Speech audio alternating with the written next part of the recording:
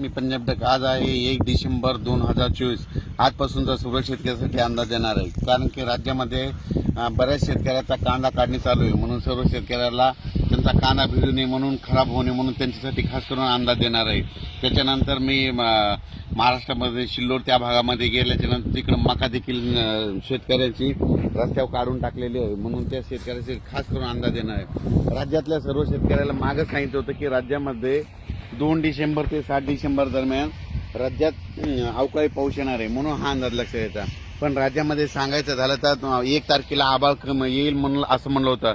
तर तुम्ही बघू शकता आज ढगाळ वातावरण झालेलं आहे, हे अंदाज लक्षात येतात. आणि आज राज्यात थंडी कमी होईल म्हणून सांगितलं होतं. पण राज्यात मात्र 2 डिसेंबर ते 3, 4, 5, 6, 7 डिसेंबरपर्यंत राज्यात अवकाळी पावसाची शक्यता आहे, म्हणून हा अंदाज लक्षात येतात. पण राज्यातल्या सर्व शेतकऱ्याला सांगू इच्छितो की हा पाऊस समजा सांगायचं झालं तर हिंगोली जिल्हा, यवतमाळ जिल्हा, नागपूर जिल्हा, तसेच नांदेड जिल्हा, परभणी जिल्हा, वाशिम जिल्हा, तसेच बुलढाणा जिल्हा, त्याच्यानंतर जालना जिल्हा, बीड जिल्हा, लातूर, धाराशिव, सातारा, सांगली, सोलापूर, नगर जिल्हा, त्याच्यानंतर इकडलं बघितलं तर निफाड, मालेगाव, नाशिक, जळगाव या भागामध्ये ह्यामध्ये 3, 4, 5, 6च्या दरम्यान भाग बदलत तुरळक ठिकाणी पाऊस पडणार आहे, म्हणून हा अंदाज लक्षात येतात.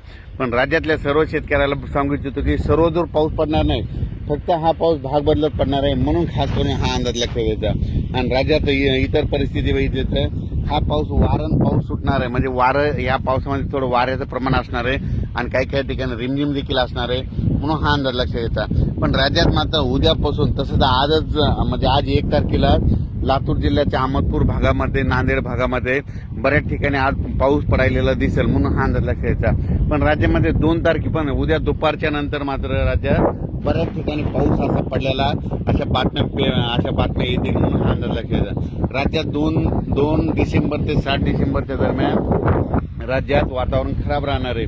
ज्यांचा कांदा काढणी चालू असेल त्यांनी त्या काय करा, 7 तारखेपर्यंत थोडी थांबवावी. आणि बऱ्याच शेतकऱ्याची मका अशी काढून टाकलेली आहे, तर त्यांनी काय करा, झाकण्याची तयारी ठेवावी, म्हणून हा अंदाज लक्षात येतात. पण राज्यात मात्र 2 ते 7 दरम्यान हा अवकाळी पाऊस आहे, सर्वदूर पडणार नाही, फक्त भाग बदलत पडणार आहे, म्हणून हा अंदाज लक्षात येतात.